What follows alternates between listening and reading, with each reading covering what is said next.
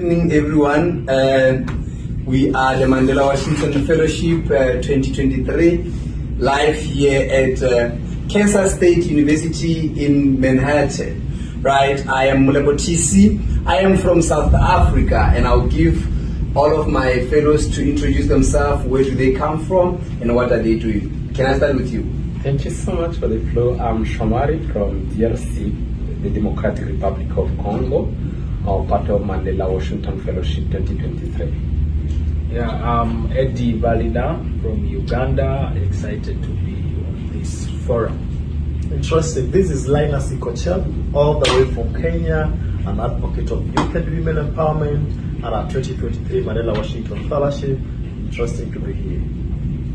Aisha Gumane from Mali. I'm a youth empowerment, also TV host. I'm very happy to be among my African brothers and sisters.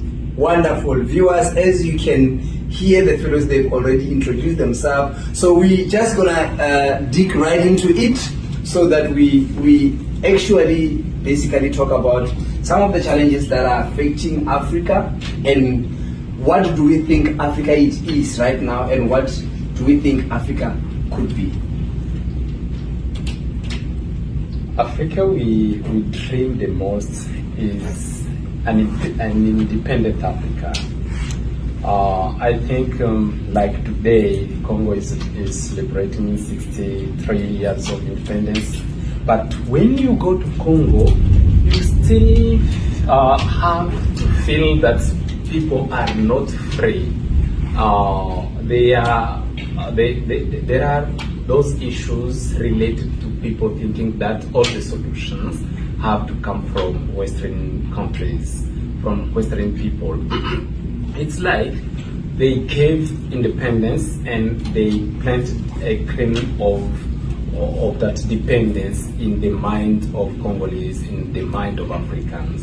So the way to go is to make sure that we free all Africans, to make them thinking that the solution to the Africa, to African problems have to come from Africans themselves.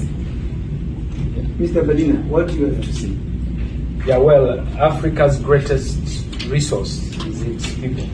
And currently, if you are to compare the current world population, Africa has the youngest population.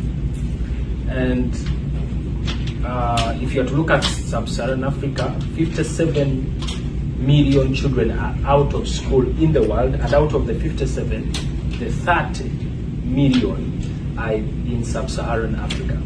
So if you are to compare these two statements, Africa being the youngest continent, and then it has the biggest number of children who do not have access to education. Yes. And not just education, but quality education. Yes. Because if they just have any kind of education, then you're going to end up with more unemployment and more challenges, because it's education which won't be able to be relevant and empower them for the current contemporary problems. So I think one of the challenges that Africa is faced with is human resources, equipping, educating the young people of Africa, increasing access to education so that the next generation of young people is equipped with relevant skills to be able to transform their own continent. Wonderful. Mr. Linus, do you have something for us? Thank you so much. This is really an interesting topic when you talk about Africa, the mother. This is my motherland. And if I got your question very well, it's what Africa is like right now, and then how it looks like, how it will be in the next future. Just to join what my fellow leaders have said, I want to say that Africa, indeed, it's a beautiful country, and where we are currently, it is a stage of reawakening. Why am I saying reawakening? Because this is the stage whereby I see the African leaders being very conscious about what is happening, around them, because many a times we've been dealing with lots of challenges, and one of the challenges that we've dealt with where we are as Africa is the challenge of leadership that, to me, it hasn't been really so good in most part of the African countries. when I talk about leadership, we've seen where we are. We still have leaders in Africa who are greed for power, who are very selfish, who are just obsessed, with the power over the subject and everything about themselves. But now, why at our awakening stage? Because we're really having a group of young generation who are very conscious, who are very transformative, and in their minds, in their activities, they're about change, and they're about having better leadership, and they're ready to offer better leadership. And with this kind of young leaders who are coming up strongly, I see Africa as a giant in amongst other continents. So that's more interesting. Great work. That's more interesting. Thank you. A lady from Mali, do you want to share some words? Yeah, I just want to say to Africans that development is a process. It is not one day we can have solution to all the challenges. Mostly we compare ourselves to America, Asia, most or Western countries, but we are very different.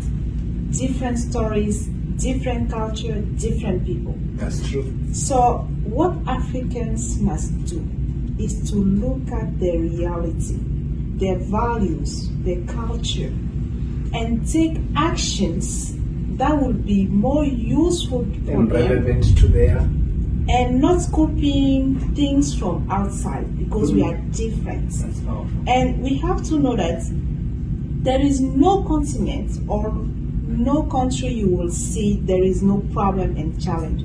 So mostly I hear African talking about the bad side of Africa. If people always talk bad about us, and we talk bad about us, how are we going to share our stories to the rest of the world? What are we showing to the rest of the world? Like they think Africa is a forest, malaria, anything that is bad. But we have wonderful people in Africa. It's very different than what people think outside. So let's share the good side of our stories. Let's change the narrative. We cannot change the story, history that has been already made, slavery and all those stuff. But today, we have the responsibility to change the narrative of Africa by words and action. I'm glad that you said that, and I want to touch on something that I had Mr. Linus was talking about, basically looking at some of the challenges that Africa are coming, like they are meeting ahead. So I want to check with you, what are some of the challenges that needs to be addressed in Africa, particularly as you are young African leaders? What do you think for what Africa it is now? What are the challenges that are making it to be what it is? What are some of the challenges that are more common in DRC, in your country, and also in Kenya and in Mali, as well as in South Africa? What can you say? Can I start with you, Mbraidi? Yes, well, Uganda is one of those youngest countries, even within the context of Africa. Okay. So we have a big challenge of youth unemployment. Currently, it's one of the biggest challenges that we are faced with. Is it they are unemployed because they are not literate, or is it that the government is not doing enough? What can you say about it? I think there are many causes around it, because when you talk about employment, there are many sectors. Many sectors, yes. Yeah, and also in comparison to the population growth. Our population growth rate is very fast. We are projected to hit in the next 5 years about 50 million population. Yeah. So our population grows very fast compared to the number of jobs that can be created by the economy. So we have a big challenge of youth unemployment, and that also makes it very risky also for the security and for many other things around it. Yeah. Yeah, a lady from Mali, do you want to say something about the challenges that are affecting Africa? Yeah, the challenges that are affecting Africa first is like we are much more focused on superficial things than relevant things. Like, if you wanna. Today, when you see the mindset of the young people in Africa, you will see that there are some relevant things, patriotism that they don't have. This is the first thing. We have to love our country. We have to love our continent so that we take action down for the development. When you see the mindset, we are muchly focused on appearance first than the intellect. The intellect. If you don't have something in your mind, you will never ever get developed. So the first, I will focus on education. Okay. Everything is linked to education. And would you say that our education is on a lower level compared to which country or which continent? I will not say a lower level. That's what I'm saying. UTC, you have to see who you are, know who you are, what you want, and then fix policies, bring system that can be useful for your population. But today, things seems to be very weird. We are in the system that we don't understand first. And secondly, we talk muchly today about gender-based violence, many problems. Like, what is the base of our today education? Upbringing home. Parents, did they give up their responsibility? We are always focused on money. It is good, but school too, is it the same like before? My grandmother, like, she left school at 6. She did school 6 years, but she's still more intelligent. But today you can have bachelor degree, but you don't have an intellect. So we have to see real what we want for our population. Mr. Shomari? Thank you. You want to say something? I know it's a boiling topic to talk about. You know, because challenges are everywhere. And challenges are everywhere. I traveled a lot in Africa, and I met people from different backgrounds.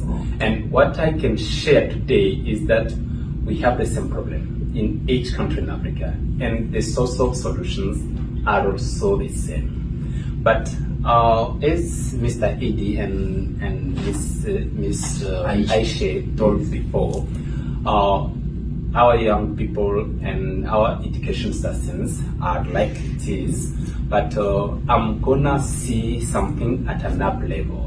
Okay. I think the challenge we face the most, which don't allow African economy to grow, is that we have resources, as he told us. We do have resources. That's why the Western countries come to Africa for our resources and come build something more proficient with our resources. That's true. That's true. But when you go to Nigeria, the oil that side is exploited and taken to Europe for being raffinated. Then when it comes back to Nigeria, it's more cost. It have a high level, an added value, something we could do ourselves in Africa. So what would you say that it is? It's the cost of what? It's cost by what? Mineral in DRC, for example, we have to take the mining area in DRC. We bring out DRC those copper and other tips for all today, the ecological transition, industrial transition. But when it comes back, the batteries which come from China, from USA, we have today, it have an added value so that we can't afford to pay it anymore. But if those minerals could be exploited in DRC, raffinated in DRC, we have our own markets where we can decide the price of our products. I think this could allow our African market, African economy to grow up. And what we have to change is that our Africa should not be split into blocks. We have to build an Africa which is united. That's true. The Africa United means to have a government for Africa, to have a parliament, to have a Bank of Africa, to have a currency for Africa. I think if we have all those 5 components,